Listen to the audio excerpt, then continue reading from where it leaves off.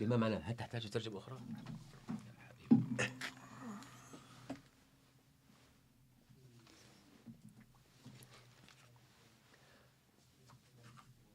We would like to welcome our guest of intellectuals and of and wisdoms in this very important symposium, which is actually organized by Tabayun Periodic, which is actually are used to such kind of amazing initiatives. And I believe in this occasion that we combine between those regional scholars, it is somehow we return back as these kind of spaces previously were not disconnected intellectually or culturally. It's true, there were countries and we have borders, but these borders, even the colonialism era, would not actually abstract the concepts or individual. I don't know, Sheikh Jalaluddin Afghani. Actually, he has visited all different parts of this region. He called them Jalaluddin Afghani. He visited Afghanistan, Iran, and he visited also Iraq, Egypt.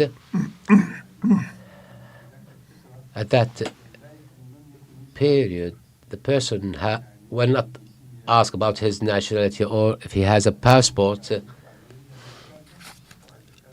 And this is also applies to the ideas. The ideas also where actually they can travel faster, and we can witness the first Iranian revolution that had a very significant echo in the Arab region, including Turkey.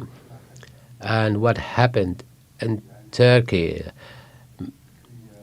reflected in political and intellectual movement also that had impacted different parts of the region. And always I give an example about Khairuddin at-Tunisi. He was not he was not an Arab or Iranian or Turkish. Actually, he came to the Arab region, then he returned back to Turkey, and his ideas were actually studied by many scholars. And this is a good example of an era that we are eagering to and we are inspiring to. And if you'd like, even in the Arab countries, you need a visa, and also sometimes you need a security clearance and a lot of procedures. In spite of that, we are in this age. In terms of the idea, I'm starting to return to the ancient world where the barriers are no longer became actual barriers, but now we can witness the social media, the internet, TV. But we can notice that in all these countries actually tend to create barriers in this open air age. They plan to create sanctions and as well as, and even during the authoritative and dictatorship time did not exist. So the rulers would not think of abstracting the transition of concepts and ideas, whereas nowadays we see that if you have an account in a Twitter, there are so many tools and means to track the trafficking of people on the social media. That's why even you will be held accountable for the content of your mobile phone, including the interactions, the comments or likes. So that's why today we came under one seating in order to discuss different topics, and I hope that we are here to rebuild these bridges and to create a new cultural unity of this region, which actually experienced a humanitarian and cultural unity. and to some extent does exist. And I remember once I was actually following up one of the Arab Summit conferences, and the and there was the Iraqi. The name of the Moroccan minister was Iraqi, and the name of the Georgian minister was his family's was Al Masri, and this, so we hope that we witness such a unity in this part of the world in order to create this actually intellectual smoothness that will enrich this region and the whole world. And we believe we are now open to the Western concept, previously the Chinese, the Russian concepts, and we hope that we'll be open, territorial openness actually, in order to return back to the what we have experienced in the ancient times.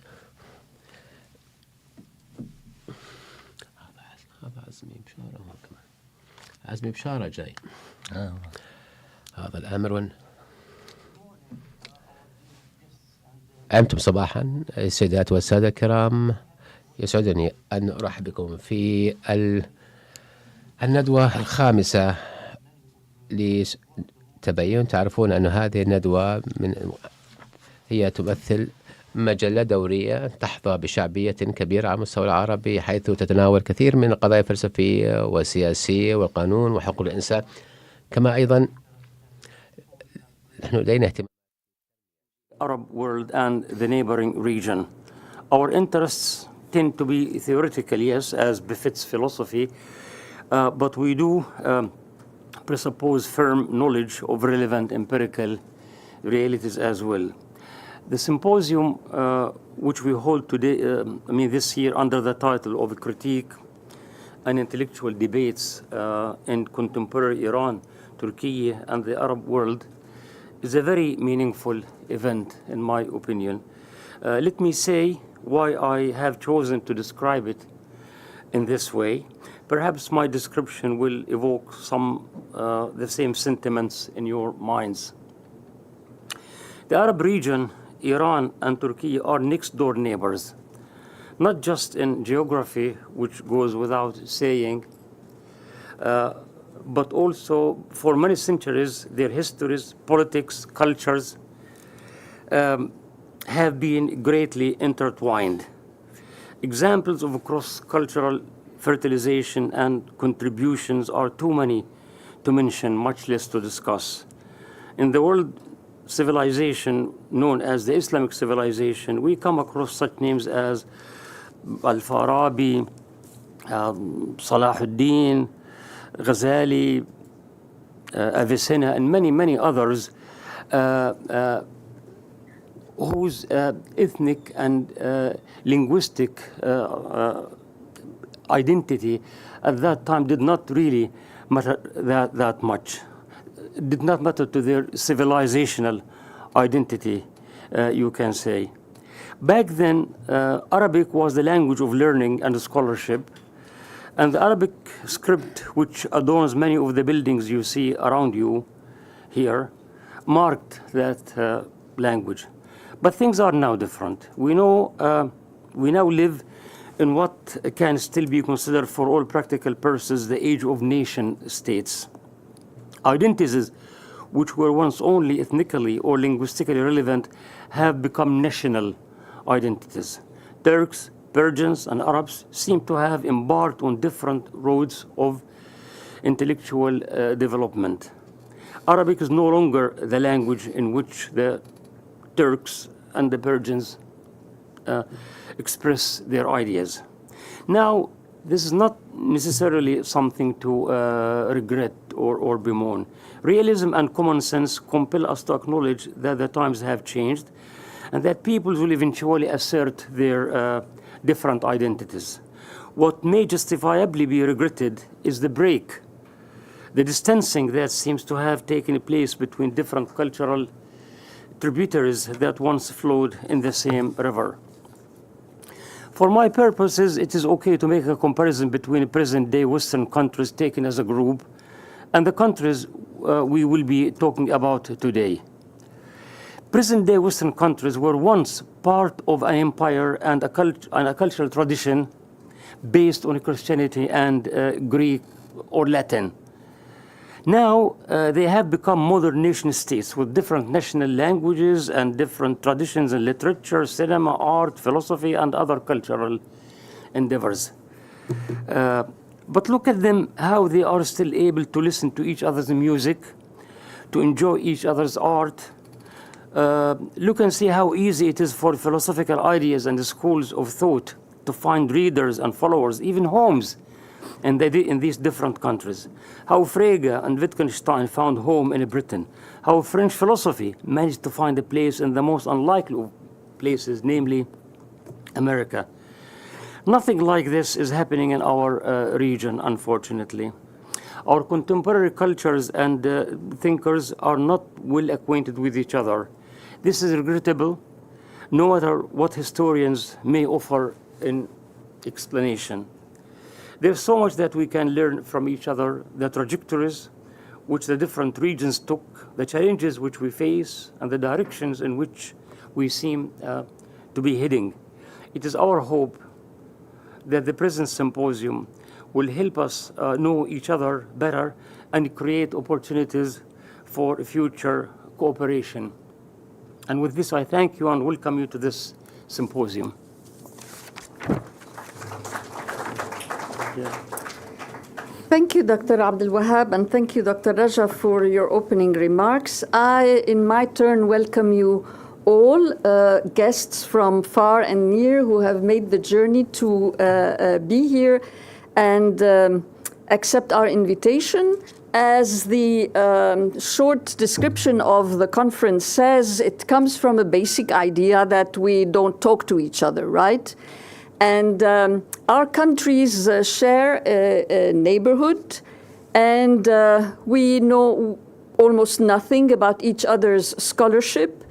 The big headline of the conference is history, intellectual history writing. And my idea was that we come together physically and we share notes on reflections that some of us had been engaging in writing intellectual history. The story we tell each other and ourselves in the first place about this intellectual genealogy. And here the focus is on the modern and the contemporary. The last 100 years have been dramatically eventful in all three regions. In Iran, in Turkey, in the Arab region, so much has changed and so much has happened. And there have been intellectual debates trying to make sense of what has been happening to us. But it seems to me that these events have taken us into our narrow confines. Each group has been busy trying to sort out their own intellectual history. I thought it was useful for us to get together, first of all, to undertake this exercise in a comparative perspective, to see how issues, for instance, of modernity, of tradition, of change, of democracy, how have we been experiencing all of this in Turkey, in Iran, and in the Arab region? We are very different, we have different histories, but at the same time, perhaps we have also commonalities, and most importantly, perhaps we can enlarge our analytical frameworks. So the big headline is intellectual history writing. I thought that one possibility to focus a little bit was to pick up on these four themes of reflection on intellectual history writing, theology, which has been so important to our three regions, gender, and art. So this is the beginning of a conversation, we hope, that will continue, inshallah, in other venues in the near future. And I thought that being in Doha is really a good place to start this conversation, geographically, first of all, but also the welcoming atmosphere, the margin of freedom. Who would have thought that one day we would say that it's better to have a conversation here rather than in Germany, for instance? And I should say that I feel very privileged and grateful to Tabayyun, to the Arab Center, to host this conversation. And perhaps a word about the Arab Center, where we find ourselves here. The Arab Center was founded by Dr. Azmi Bshara, who we have the honor of having with us today, in 2010. So you can imagine the important point at which this center was founded. And ever since then, you know that as far as the Arab region is concerned, so much has been happening. And so the Arab Center has dedicated itself to accompany all of these transformations through research, a big project on the study of revolts, of Arab revolts, a project on democratic transition, and this particular place is, for many of us, the place we come to every Wednesday at noon for the famous Arab Center seminar. I think all of us at one point or another has given a talk here. And the idea is really to share works in progress in an atmosphere of freedom and critical thinking. The Arab Center also hosts a number of journals, among them Tabayyun, and Dr. Raja is the editor-in-chief of this journal, which is dedicated to philosophy and critical thought. The Arab Center also sponsors a big translation project. I think a huge number, hundreds of books have been translated so far, especially in the humanities and the social sciences. You know that we are the poor relatives of academia. The Doha Institute, to which I have the privilege of belonging, was established by the Arab Center to support humanities in a margin of freedom and critical thinking. So I think all of these elements really provide us with the right conditions to start this conversation. Not least, one of the advantages is the fantastic infrastructure of the place, as you see, the comfort and the generosity with which the Arab Center welcomes us. And here at this point, I would like to thank the technical team. I think of Mu'taz, with whom I think so many of you were in touch to secure tickets, travel, accommodation. Naram, who heads this team, the translators, all the live streaming. Unfortunately, some of the invitees could not make it because of human frailty. Some had accidents, some fell ill, and we regret not to be able to host them.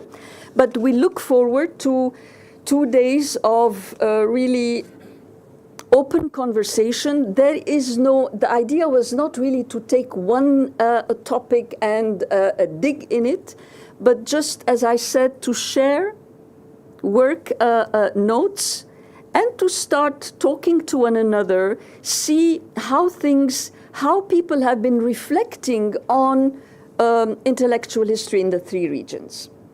So I thank you all for coming, and I wish you a fruitful conference. And I have the privilege of chairing the first session that we shall start immediately, I think, right? Thank you.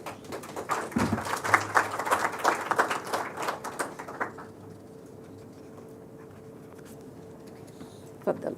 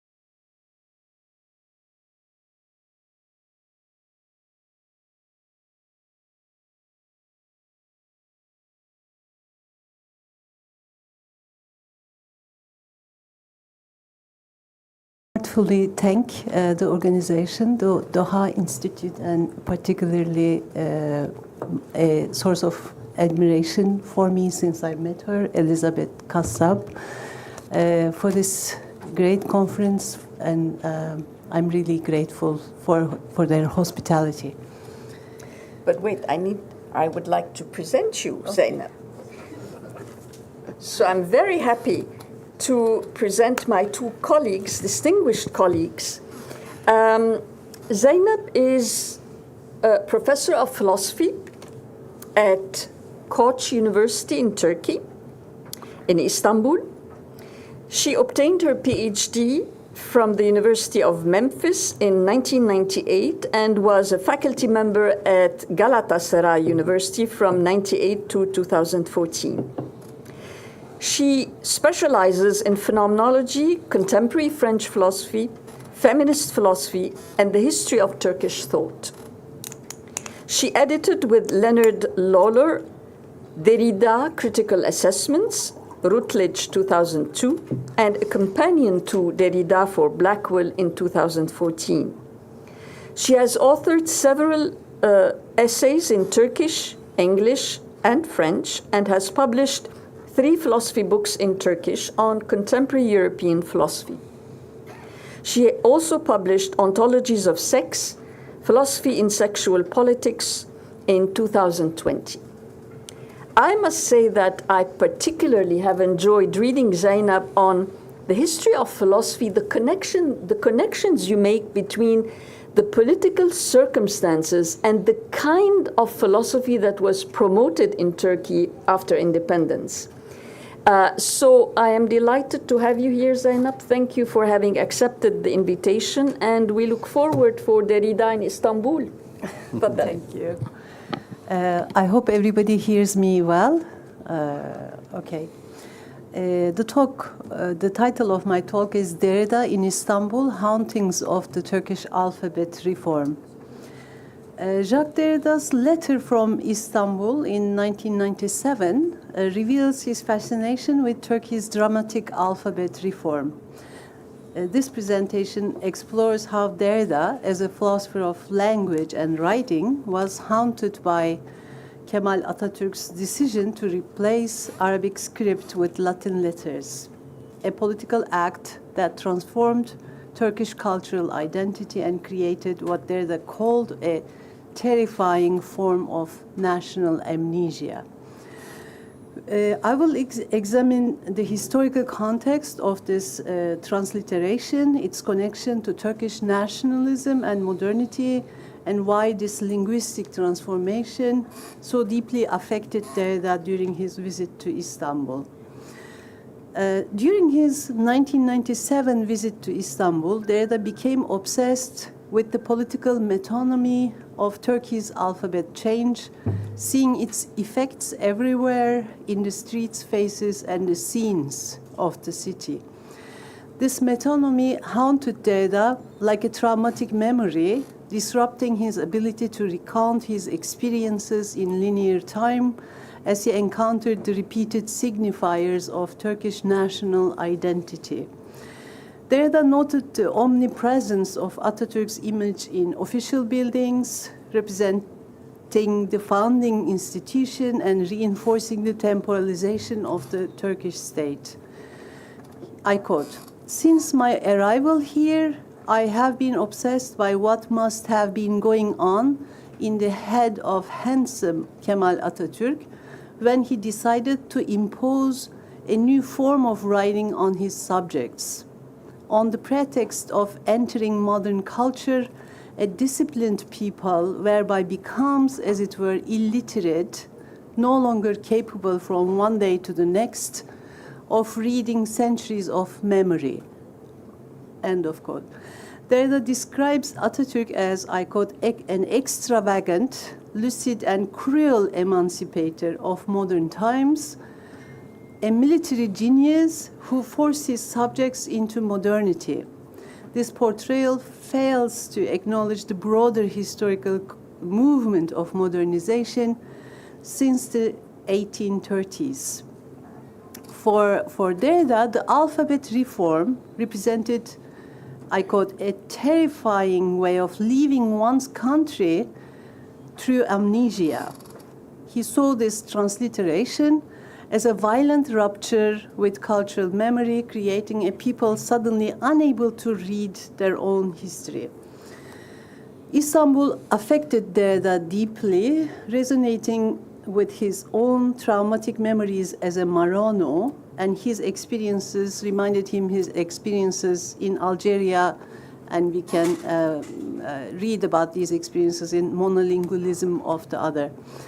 Derrida claimed to have a memory of Turkey before arriving, recognizing without recognizing what he called, I quote, the principle of ruin at the heart of voyage, end of quote. He described himself as carrying an encrypted secret whose content he didn't know, related to a heritage he belonged without belonging. For Derrida, changing writing systems wasn't like changing clothes, but changing one's body, being in another flesh.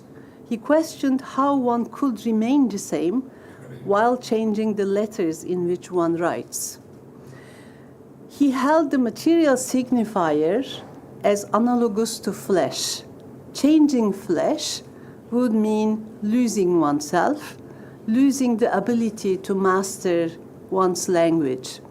This worry seems incongruent with deconstruction's implications, which recognize that complete mastery of language is impossible and alteration of meaning is inevitable. There's a historical context there that doesn't go into, and he didn't read much on Turkish history and Ottoman, the transition from the Ottoman Empire to the nation state. The Ottoman Empire faced collapse as nationalist movements disrupted its multi-ethnic, multi-religious structure, and modernization was regarded as necessary for survival. Fought in the name of Islam, this war established Mustafa Kemal as a leader with authority to change the system.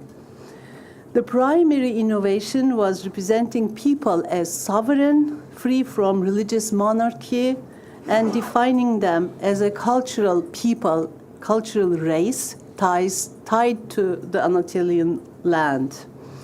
Announced in August in 1928 and implemented in November, the transition to Latin letters was rapid but followed decades of discussion. With the Tanzimat, the constitutional era, the importance given to education increased, which brought the issue of letters the biggest problem of education. Initially, in 1851, Ahmet Cevdet Pasha pointed out the need for a new writing system for Turkish sounds that could not be represented by Arabic letters. Another step towards the reform of the letters came from Munif Pasha, who would also serve in the Ministry of Education in the Ottoman Empire, mentioned in a conference he gave at the Ottoman Scientific Society in 1862 about the difficulties of reading and writing Turkish with Arabic letters, the fact that Turkish words can be read in different ways because this alphabet, Arabic alphabet, lacked vowels, and the challenge of distinguishing between proper nouns and other words due to the absence of capital letters in the Arabic alphabet. Azerbaijani journalist and playwright Mirza Fethali also concluded studies on this subject, prepared a brochure to enable the Arabic alphabet to be read in the Latin alphabet, and presented it to the Grand Vizier in Istanbul in 1863. His proposal was submitted to the Ottoman Scientific Society, where Fethali defended his suggestion, stating that the matter of the alphabet had no connection to religion. However, the proposal was not accepted. After this, Fethali worked on completely abandoning the Arabic alphabet and adopting the Latin alphabet instead. Important intellectuals of the time, such as Shinasi, Namık Kemal, and Suavi, were also open to making corrections to the alphabet, but opposed the Latin letters.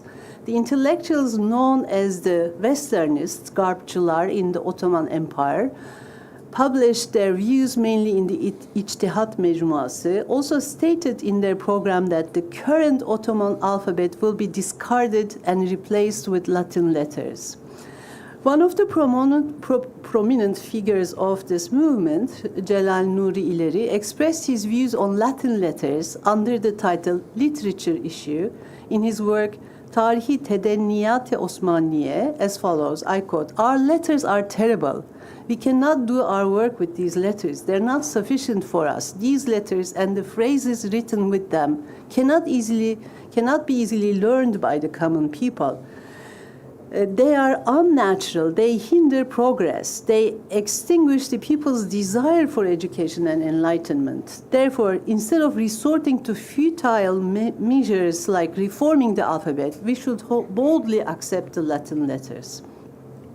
Latin letters are both quite natural and more suitable for the transcription of the Turkish alphabet than Arabic letters." I quote, "The objections that could be raised or have been raised against the acceptance of these letters are so trivial that we wouldn't even bother to discuss them." End of quote. While discussions about Arabic letters continued in Istanbul, the Albanians decided to adopt and implement the Latin alphabet at the Manastır Congress in 1908. And this led to significant debates in the Ottoman Empire. The Sheikhul Islam issued a fatwa stating that, I quote, "The acceptance of Latin letters and the teaching of them in Islamic countries would never be permissible according to Islamic law." End of quote. However, this alphabet was accepted as the official script of the Albanians, who declared their independence from the Ottoman Empire after the Balkan Wars. Debates continue in the Republican era. Hüseyin Cahit Yalçın, one of the prominent figures in the alphabet debates of the Republican era, is among those who were pleased with this development in Albania. He wanted the Ottoman Empire to adopt the Latin alphabet as well. It is highly likely that Saraçoğlu's speech in the parliament, which invited this debate in 1924, was conducted by Mustafa Kemal to test whether the environment was suitable for a change in the alphabet. The general consensus that emerged was that it was still too early. The 1926 Bakü Türkology Congress made the topic a matter of discussion in Turkey again. The most important issue addressed at the Bakü Congress was whether the Turks should abandon the Arabic script and adopt the Latin script instead. The Congress decided to leave the decision to adopt the Latin alphabet to the Turkish people, with 101 votes in favor, 7 against, and 6 abstentions. Meanwhile, Dr. Kühne, who was conducting studies on educational issues in Turkey, stated the following in his report that he presented in 1926. I quote, "It has been noted that a considerable amount of time is required to learn to read and write." I quote, "Writing technique is not only a matter of instruction, but also a matter of primary importance in civilization policy.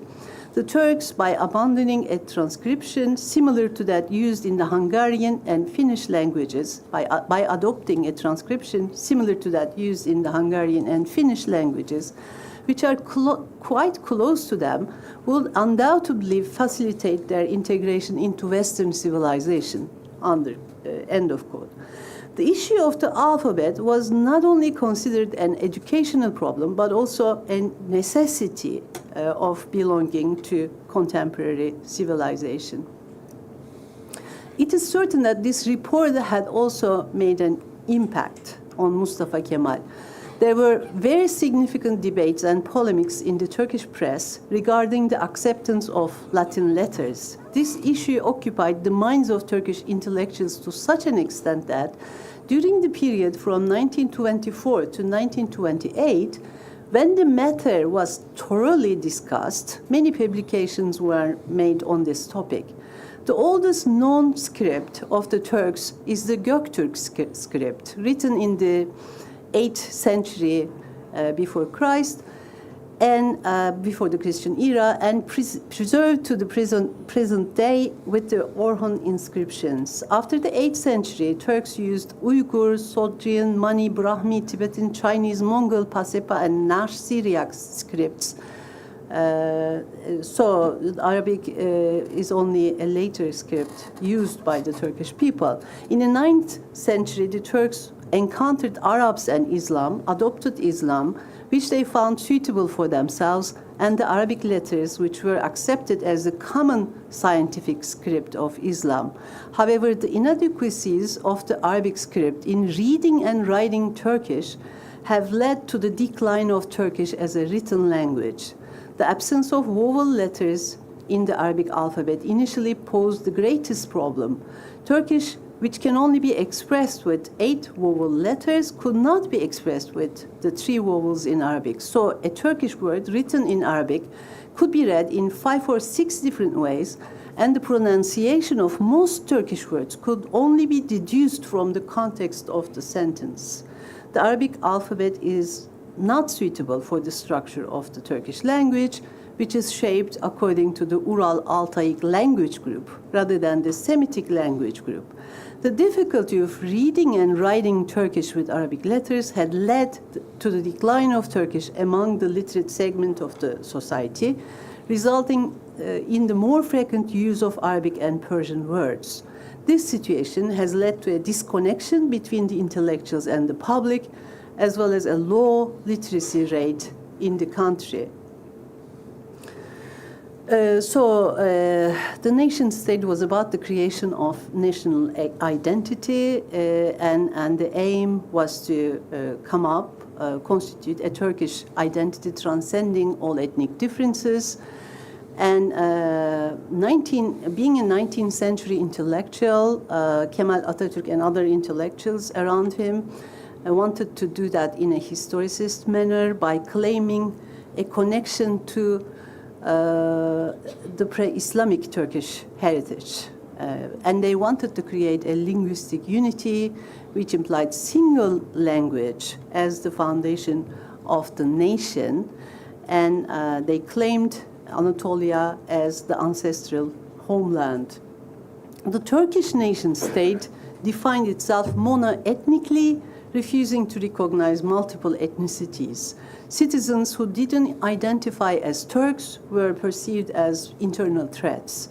The Kurdish political contestation has been the most conspicuous example of opposition to this assimilationist policy. And there's also a language revolution, language reform after the alphabet reform. And we need to distinguish between these two, but there's also a continuity between them because there is an attempt at simplification, which means the elimination of the Persian and Arabic words in order to simplify language. So by claiming a historical continuity with the pre-Islamic Turkish culture, there were studies of etymology and, of course, a pseudo-science of, in fact, artificial etymologies, false etymologies were created, and Atatürk too realized that it's not going in the right direction, and at one point he gives it up, but of course there's a change of position in Atatürk as this, Öztürkçecilik, which means basically going back to something that is pure Turkish or essentially Turkish movement didn't create good results. But the task was to open a new future. So it wasn't about identifying with the past. The past is always heterogeneous, and we have the possibility of adopting, like making connection with some possibilities rather than other in our history. But this should be also seen as a future project. In fact, we do that in order to open new possibilities.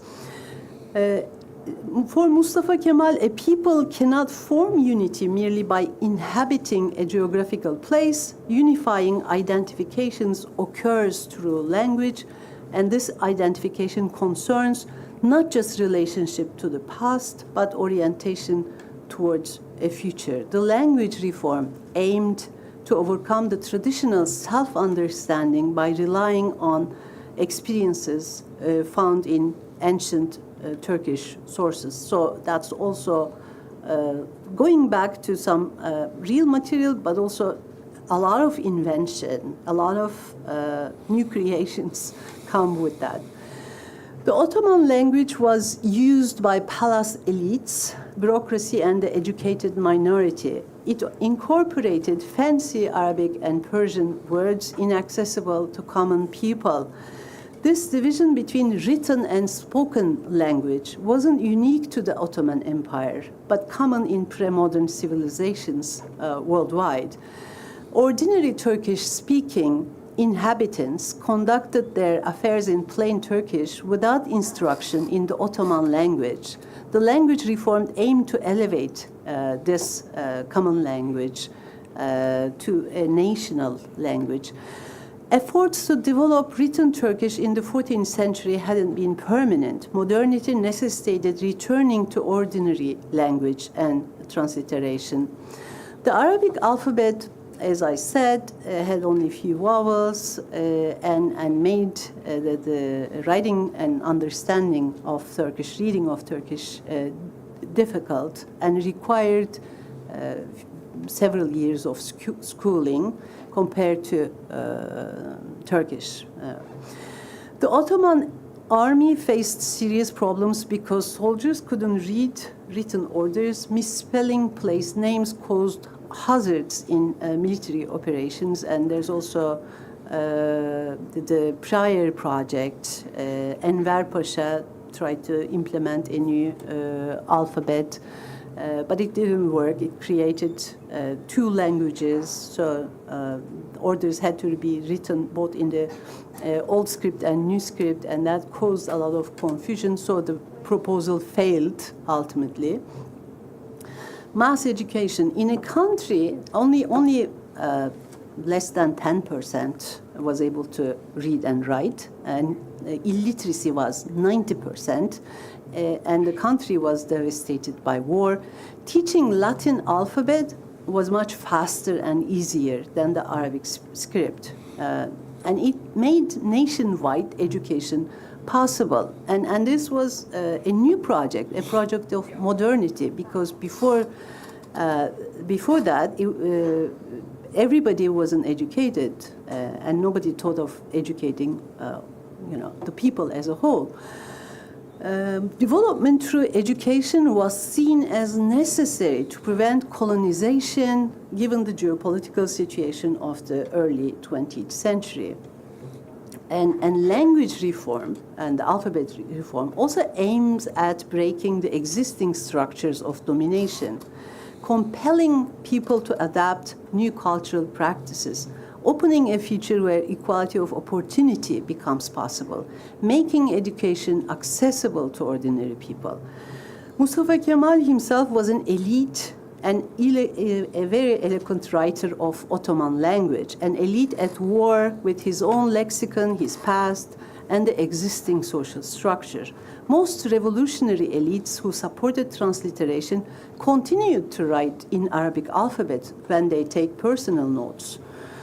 The reform ended the authority of learned religious leaders over people, reducing their ability to exercise political manipulation alongside religious teaching. Instead of unifying people religiously as an ummah that transcends linguistic and ethnic affiliation, Kemalism committed to political unity based on common language and culture. New regulations required the Quran to be read in Turkish, challenging the practice of memorizing Arabic text without understanding. Ordinary people felt pressure as their religious practices of Quran recitation were suppressed or transformed. So beyond pragmatic reasons, language reform had an ideological dimension aimed at producing a certain type of citizen for the nation state, a quest for historical spirit to create a new identity.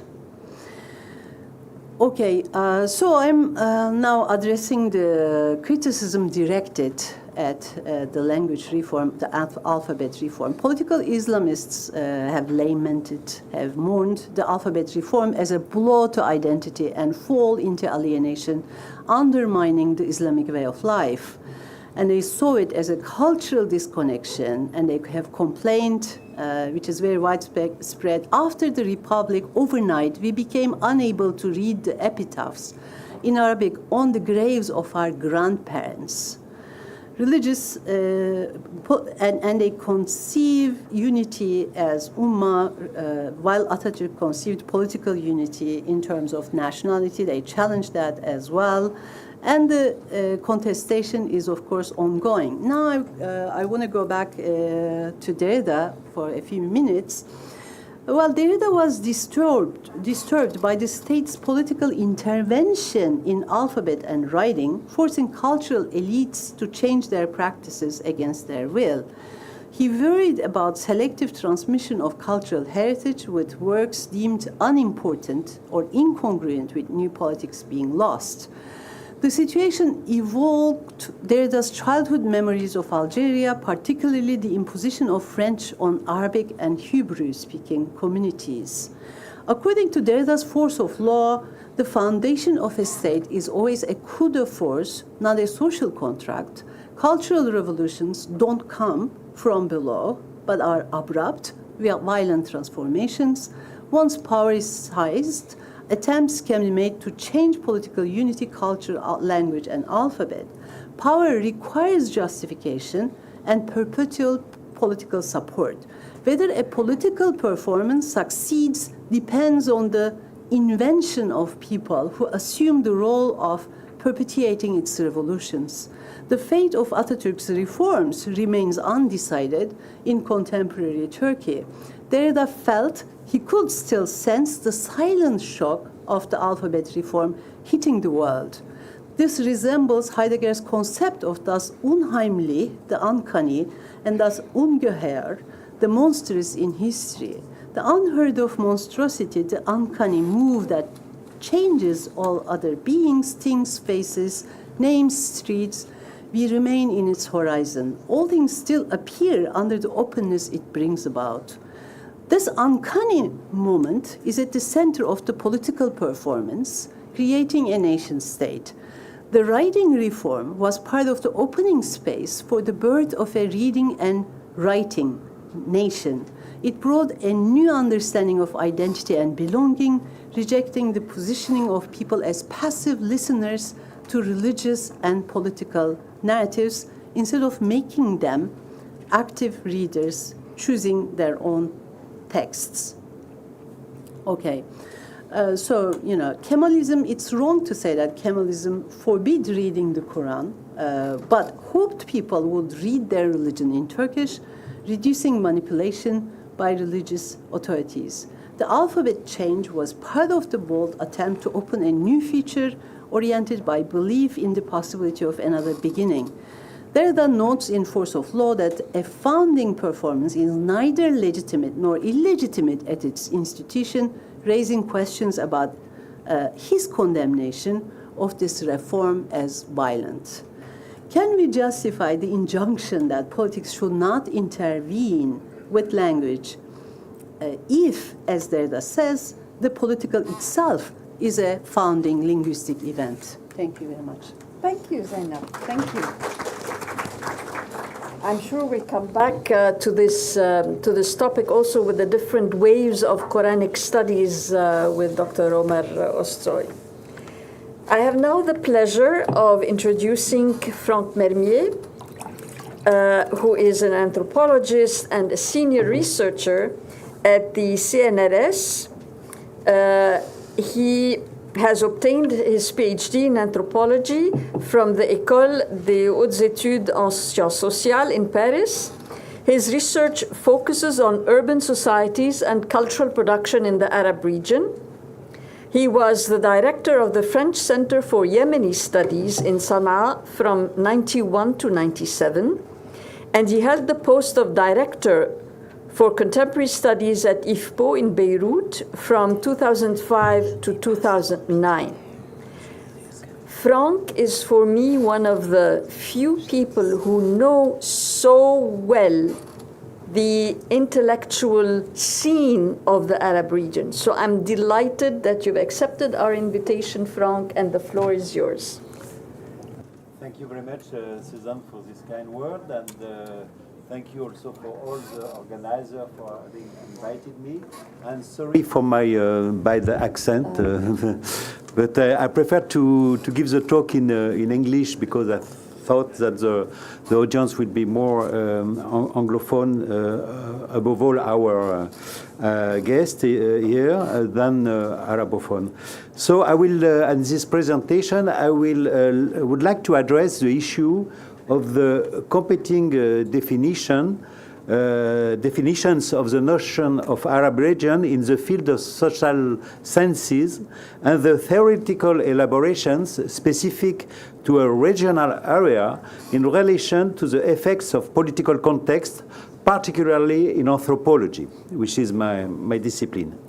I will first examine how the Arab region has given rise to elaborations of theoretical definitions which, whatever the diversity of their academic roots and national backgrounds, here there is no opposition between Arab thinkers or anthropologists or Western ones, are united in their attempt to resolve the enigma of this, I quote, virtual hotbed that is Arab identity, to paraphrase Lévi-Strauss, and are also linked to conjectural factors tied essentially to the political context. My first observation is that the naming of the cultural and regional entity is not just a matter of academic definitions. It has political and ideological dimensions which often lead to stereotypes or implicit identifications, both in self-definitions and in external denominations. Definitions of the Arab region or Arab world are often based on a conception of otherness that favors the search for specificities or differential traits, which is as much a matter of self-definition as of external naming. In the early 1980s, the Moroccan sociologist Abdelkabir Khatibi, he wrote in French, questioning the meaning of the word Arab, isolated two meanings. One relating to the idea of a completed civilization, and the other designating a war of naming and ideologies that bring to light the active plurality of the Arab world. In this sense, the expression Arab world, commonly used in Arabic and other languages, underlies a somewhat monolithic vision that prevents the full diversity and plurality of this composite whole from being discerned. 40 years later, there is a reference under Abdelkabir Khatibi book. 40 years later, the Moroccan anthropologist Hassan Rashid pointed out that describing the North African countries as Arab is seen as a reductionist term by many critical intellectuals in these countries. The debates on the issue of the existence of an Arab cultural area, as well as on the more encompassing areas of the Muslim world and the Arab Muslim world, have often led to the addition of the plural form to the names of these areas.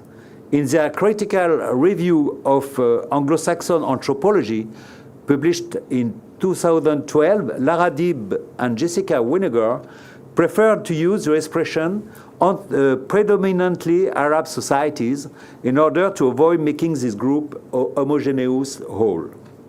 However, the term Arab world does not necessarily imply a political definition, as in the case with the term Al-Watan al-Arabi, Arab homeland, or Arab nation, Al-Umma al-Arabiya. The Syrian-Lebanese sociologist Halim Barakat, for example, uses the term Arab society, which al-Mujtama al-Arabi, which consists of the societies of the various countries that, in his view, constitute the Arab homeland or nation. A term that refers to a pan-Arab ideological orientation that seems to ignore the specific social characteristics of each Arab country. Halim Barakat, in his book Al-Mujtama al-Arabi al-Mu'asir, the contemporary Arab society, has even criticized the term Arab world as Western.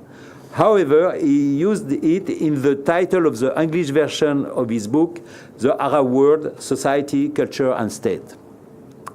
The fact that the singular form has proved so resistant to the naming of such a nuanced space demonstrates the persistence of implicit ideological assumption in the academic field. The observation could be extended to the term Arab culture, Thaqafa al-Arabiya, which is also often used in the singular, as in the book of the Egyptian anthropologist Ahmad Abu Zaid, Identity of Arab Culture, which is based, according to him, on language, Islamic religion, and cultural heritage, and the book by Halim Barakat, Alienation in Arab Culture, Al-Ikhtirab fi Thaqafa al-Arabiya. We could also mention Arab Thought, which has given rise to numerous works, and most recently, the new edition of Contemporary Arab Thought by Elizabeth Susan Kassab. In the Arab regions, cultural foundations, as the one here in Qatar, for example, cultural foundations have adopted from the outset a regional perspective through focusing on the promotion of Arab culture or Arab thought. For example, Mahad al-Fikr al-Arabi in Beirut, for example, established expressions are found in their names and which posit the existence of a common culture shared beyond national differences. I have already developed this question in connection with the notion of Arab space and a paradigm shift regarding the evolution of the notion of Pan-Arabism and the emergence of new regional centralities for the promotion of cultural Pan-Arabism, like, for example, Doha or other countries in the region.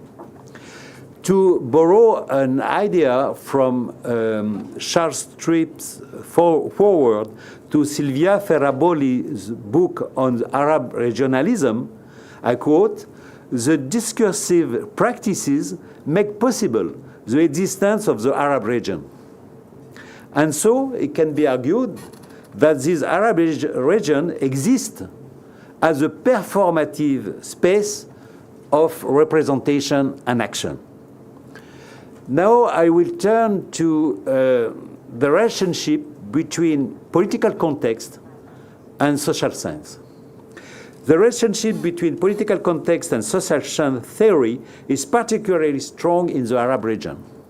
The context of Arab nationalism and its cultural and political hegemony until the Arab defeat of 1967 had an effect on the way Arab societies were conceived and named.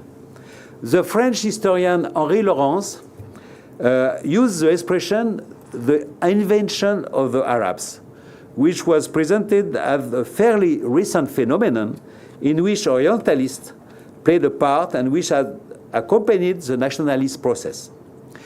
In 1961, in the first issue of L'Homme, the prestigious French anthropological journal founded by Lévi-Strauss, Jacques Berck, a prominent anthropologist, French anthropologist, published an article entitled Expression and Significance in Arab Life, a clear illustration of the uniform vision of an ethnic group then emerging from the colonial period, whose profound traits had to be characterized in the same way as the studies of national personalities of the early 20th century. I quote the one sentence from the article of Jacques Berck. The verb reveals Arab behavior more faithfully than that of other peoples. The period of independence, the rise of Pan-Arabism in the 1950s and 60s, and the centrality of the Palestinian question all produced work of synthesis aimed at general readership. One need only think of the three works of the same title by leading French specialists Jacques Berck, Les Arabes, Vincent Monteil, Les Arabes, and Maxime Rodinson, Les Arabes, of the same title, which sought to define what could not be described unreservedly as an ethnic group or a nationality or a people. It is important to point out that academic production on the Arab region, which is often included in the category of the Middle East, has been the subject of numerous critical reviews aimed periodically at reconstructing the field, and generally seeking to flush out the ideological and political elements hiding beneath the scientific paradigm. Often rooted in the Anglo-Saxon fields of knowledge, these critical studies, necessary though they are, reproduce the Anglo-Saxon centrism they are supposed to denounce.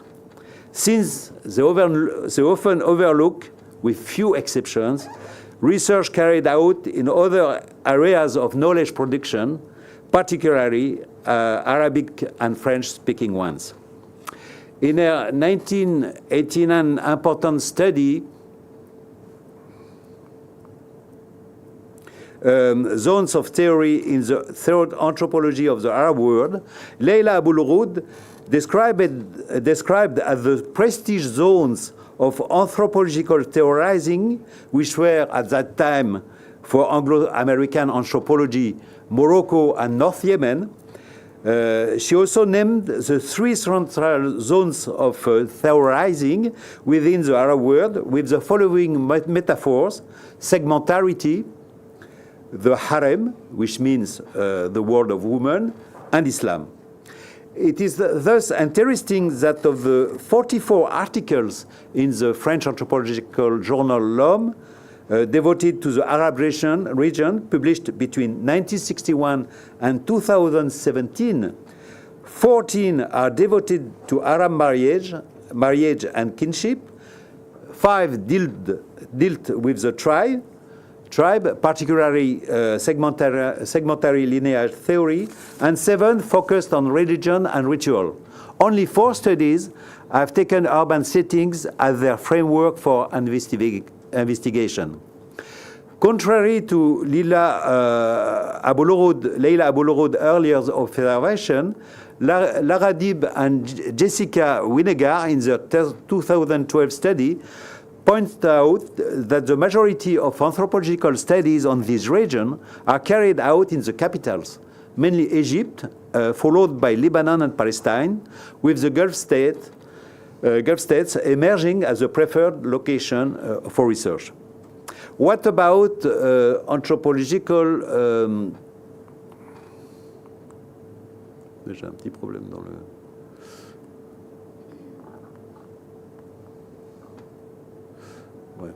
What about what about anthropological research within the Arab region itself? It is difficult to have a complete picture, even is the book co-authored by أبو بكر بقادر وحسن رشيق الأنثروبولوجيا في الوطن العربي published in 2012, gives some insights of a discipline that is generally marginalized in most Arab countries. Let me just mention some of these theoretical elaborations related to the Arab region. The mosaic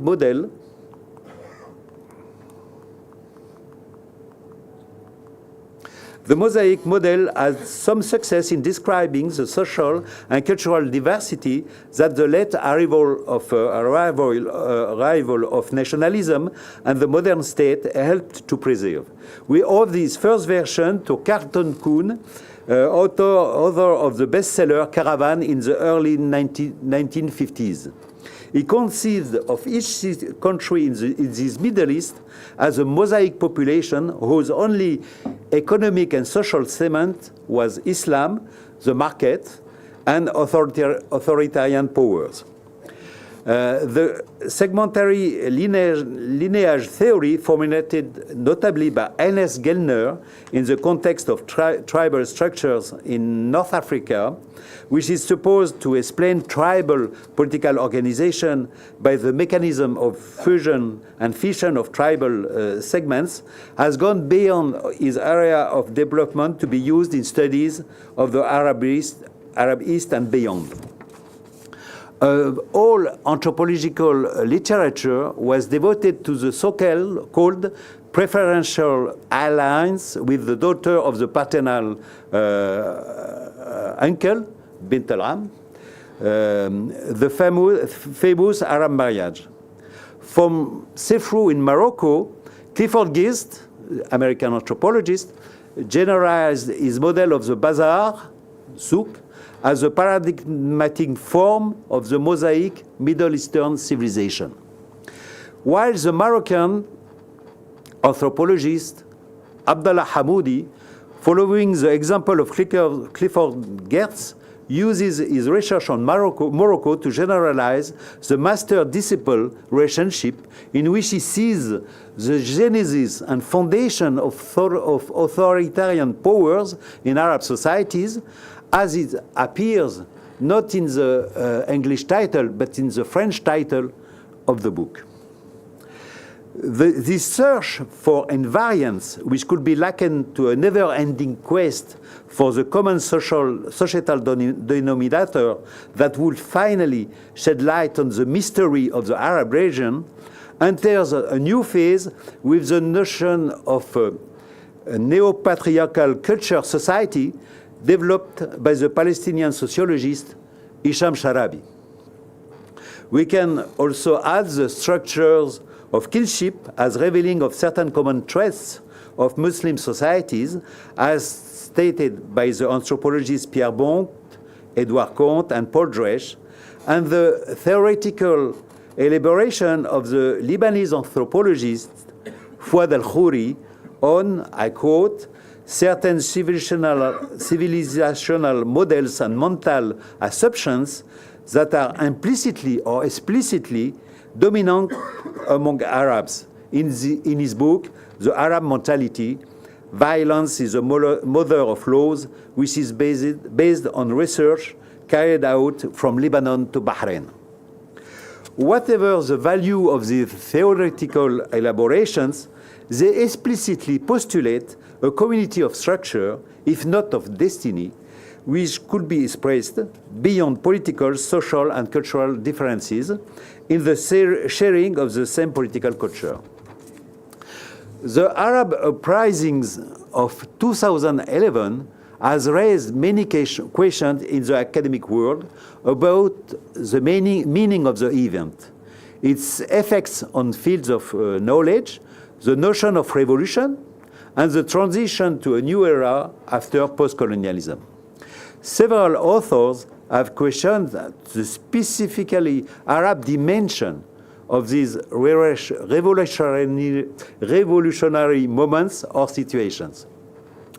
As the Lebanese sociologist Ahmed Beidoun wrote, I quote, "None of the slogans launched by the various movements referred to Arab nationalism.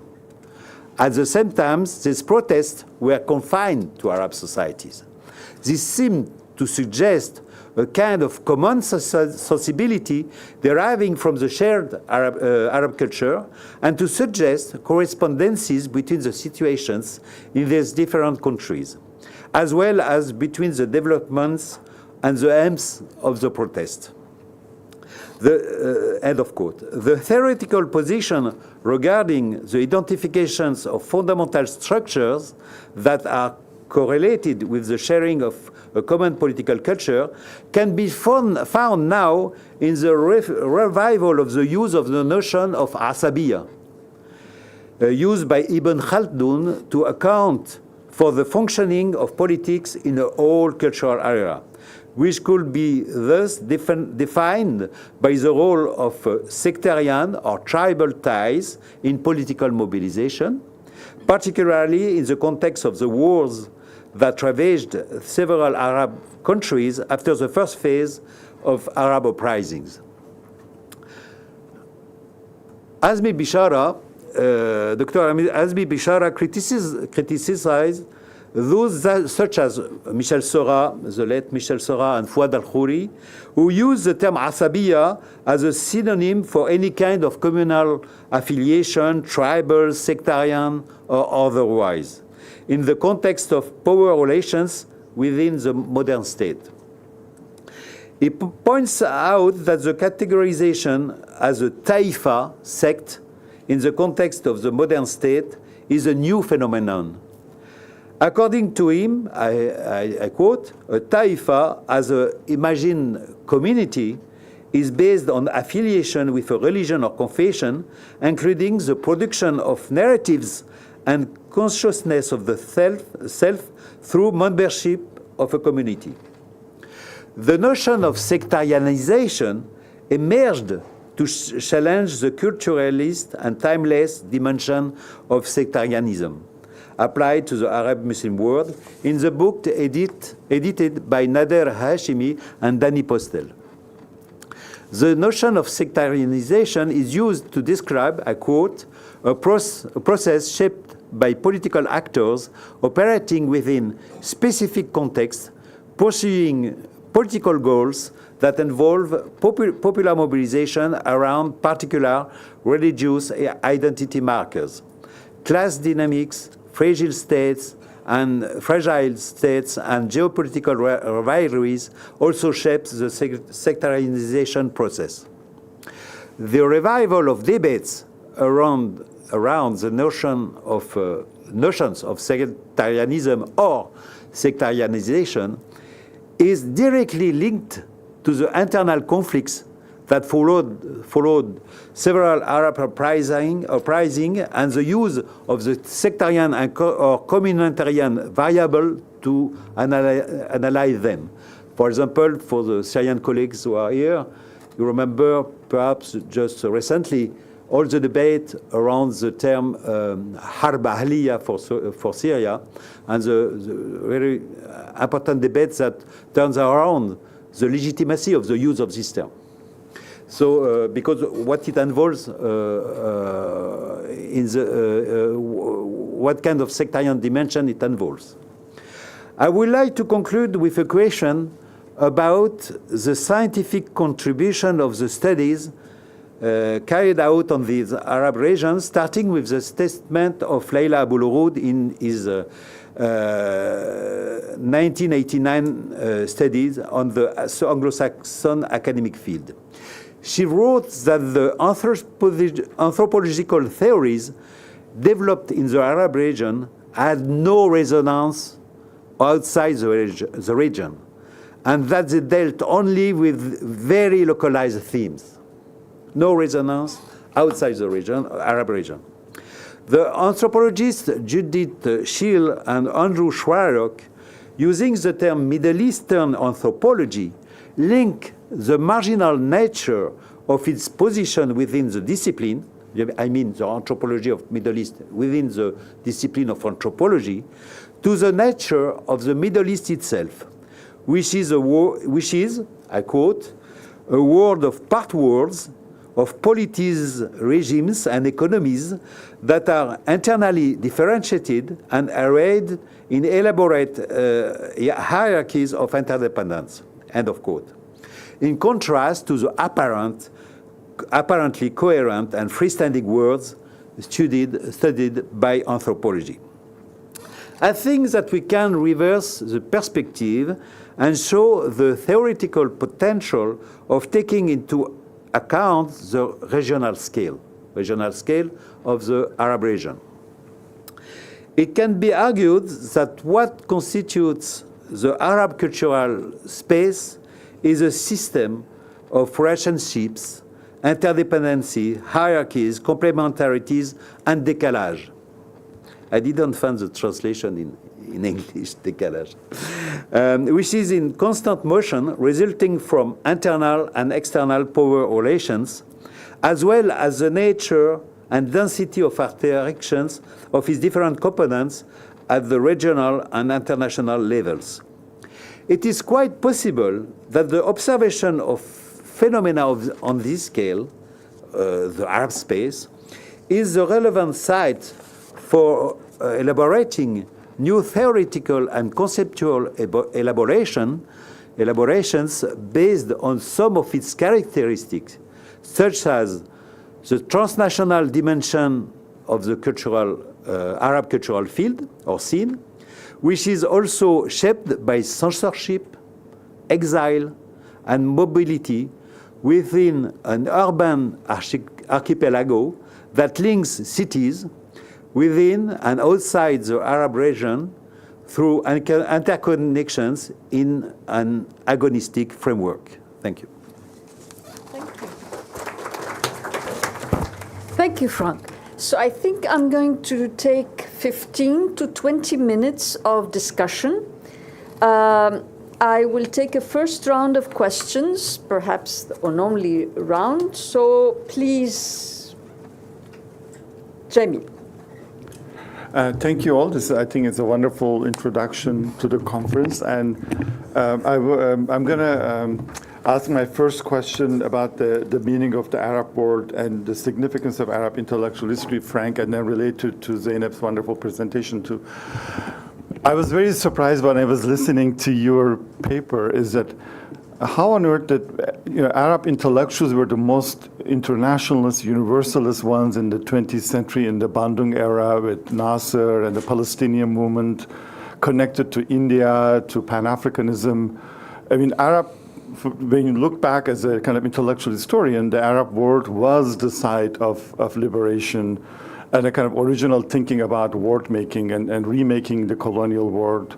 And I was very struck in the sense that the more universalist Arabs become, racialization takes the term of more of an anthropological term and try to cut this universalism by putting them into these boxes of ethnicity.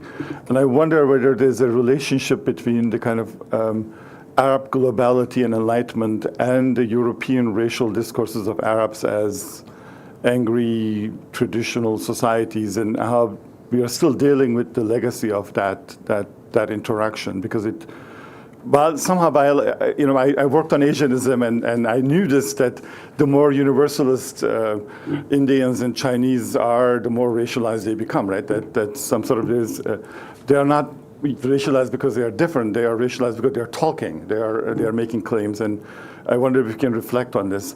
And that's segue to this question. That's a very interesting thing about Derrida reflecting on this alphabet revolution after 70 years.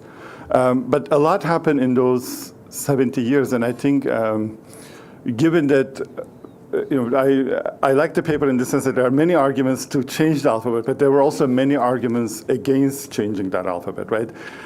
So the decision ended up becoming civilizational, but also a kind of new politics of whiteness. And I think that the Turkey's desire to become part of Europe And they thought that the alphabet as a sign will allow them to be European with a different language, to distance itself from the Arab lands.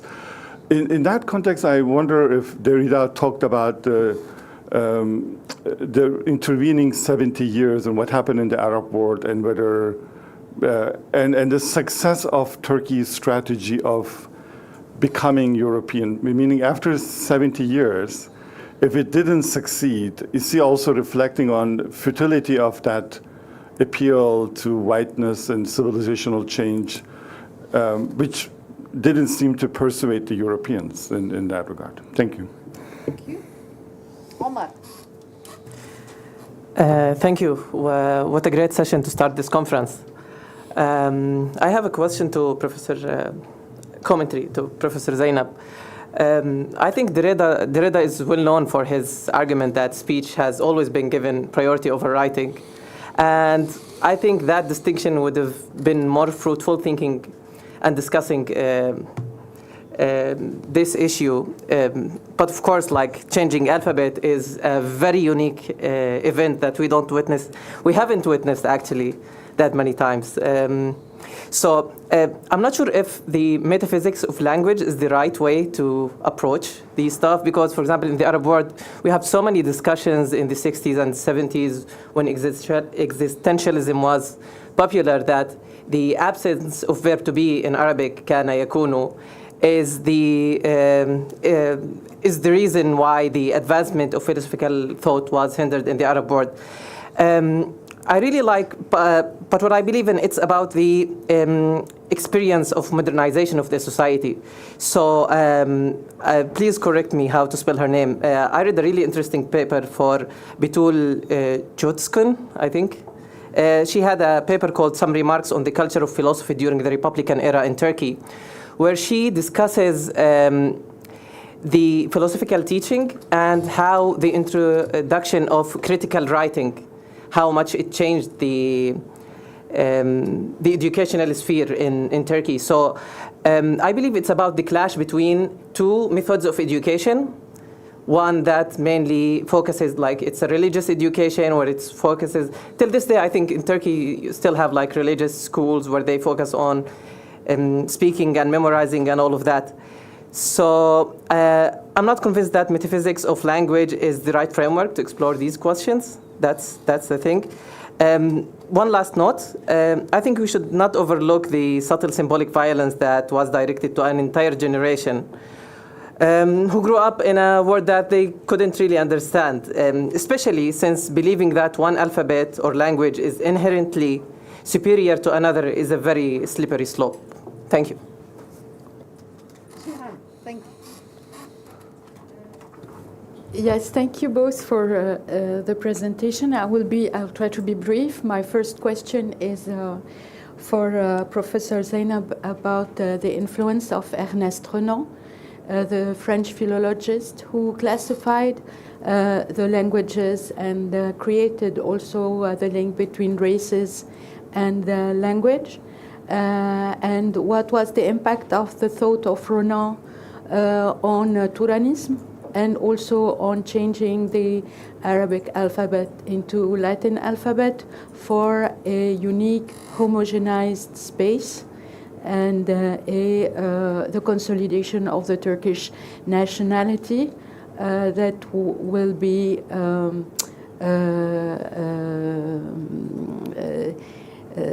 pure.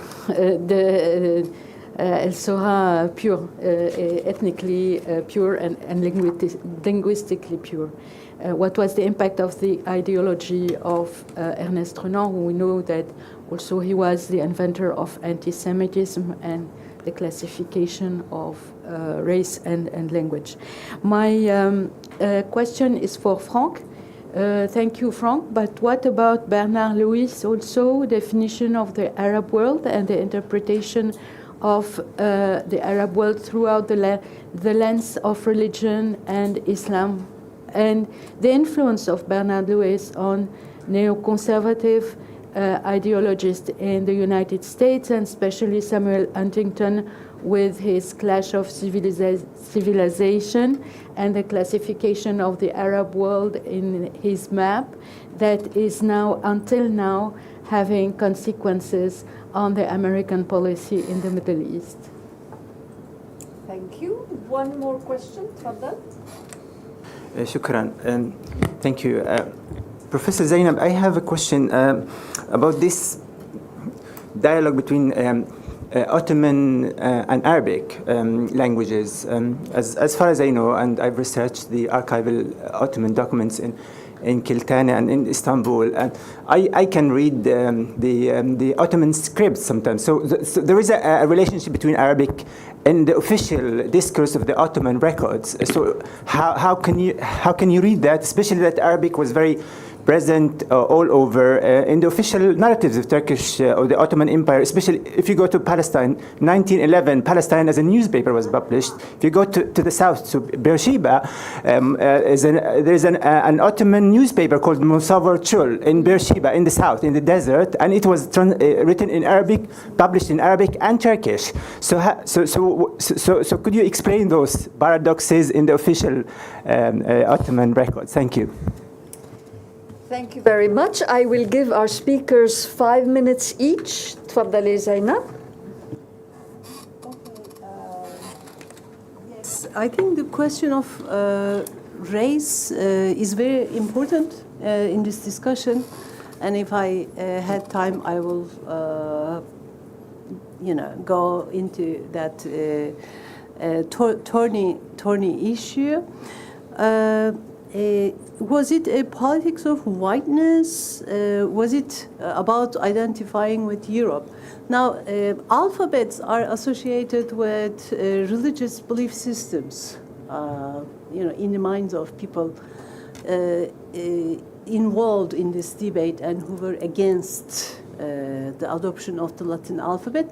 Latin alphabet meant Europe, like Hebrew meant Jewish civilization, Judaism. Arabic meant Islam. And so, all alphabet, or maybe the Cyrillic alphabet was associated with Orthodox Christianity. So, there were connections with religious belief systems and alphabets. And that's why people who were against the adoption of the Latin alphabet by the Turkish, opposing it, because, for example, Kazım Karabekir was very much against it, and he said, the world will think that we have become Christians if we do that. And furthermore, the alphabet of Islamic people, Muslim people, should be Arabic. That was like a very strong view, remarkable in the arguments opposing the adoption of the Latin letters, but also the cultural alienation aspect. So there will be Derrida, in fact, repeats that argument, that there will be an amnesia because if you, especially not only the alphabet, but also the simplification or purification of language, Turkification of language, that will be cutting our relation to several ideas and affects, and therefore we won't be able to express ourselves as good as before. Of course, that's not true for people who have survived the revolution, but for the future generations, right? Because they had access to everything. Only future generations won't be able to be born and kind of be raised in this cultural, linguistic atmosphere. Okay, these were the arguments against. And I think here there's metaphysics of language, not metaphysics of language, but maybe a metaphysics of the body, right? A metaphysics of the human unity, that in fact language is like your body, the script is like your body, writing is a kind of body material signifier, and it has a spirit that inhabits it. which is in fact quite problematic if you take Derrida's early work. And you might end up accusing Derrida for falling into metaphysics of presence if you further pursue this. Yeah, the race question. And we know that Turkey is a very heterogeneous place, and in fact, Turkish people have merged with the Anatolian people, and you could marry whomever converted to Islam. So, it's very hard for basically to speak of a Turkish race, right, in the Anatolia. Who is Turkish, who is not Turkish? So, Ottoman Empire was in 3 continents. In fact, this race is a construct, right? It's like an imaginary thing. It's a historical reference, perhaps, but it doesn't have a reality. And race itself doesn't have a biological reality either, right? Race is not biologically real. It is a social contract, maybe a border concept. But of course, when you look at this attempt to go back to early Turkish civilization, you have that imaginary construction, although it is taken as a cultural, still there's a hypophysical ground to it, and references to some ancestral common properties, qualities are not missing. Atatürk refers to blood, and so, there are some very racial metaphors as well. Okay, maybe I talk too much. No, I think we will stop here and then come back if we have time. Yes, okay. Yes. Frank. Yes, thank you for your questions. First, I'm completely convinced of. Thank you for the questions. I'm completely convinced of the fact that the Arab world or Arab region is not in isolation with all the intellectual trends and political trends of the world, and above all, universality and cosmopolitanism also, forms of cosmopolitanism which has been which emerged in the Arab region, which are also in some way different from others anyway. But I mean, there is, and you are speaking with someone who is so convinced that I also worked in the field of translation to translate works by Arab intellectuals which are in this trend of universality. I mean, so like Sadaq al-Azam and others. So I'm completely convinced. But thank you for your question, because it allows me to precise my point. The point is that I was speaking from a starting point which is anthropology, and what I wanted to say is that there is no clear oppositions between positionalities between Arab anthropologists or Western anthropologists, to say it in a very simply. I mean, it means, for example, they gather in the search for this never-ending quest of Arab identity. That's the point. But there is also another thing which is important to take into account, is the effects of the field. The effect of the anthropology is not the effects of, for example, of philosophy or of history, like Bernard Lewis, who is an historian, for example. So the effects of, for example, I will take one example. Jacques Berck, the famous French anthropologist, did his PhD about the tribal structures in Morocco. He was a colonial administrator himself. He didn't speak about colonialism. He was searching the tribal structures, as others, Arab anthropologists, who were searching also for some kinds of structures, social structures, which are defining the Arab world or the Arab region or these particular cases. But at the same time, Jacques Berck wrote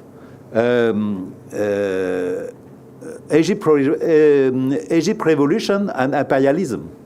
I mean, the same person, because it was not in the field of anthropology this time, it was in another field. Social science, broad social science, I mean, or more political also intervention in the field.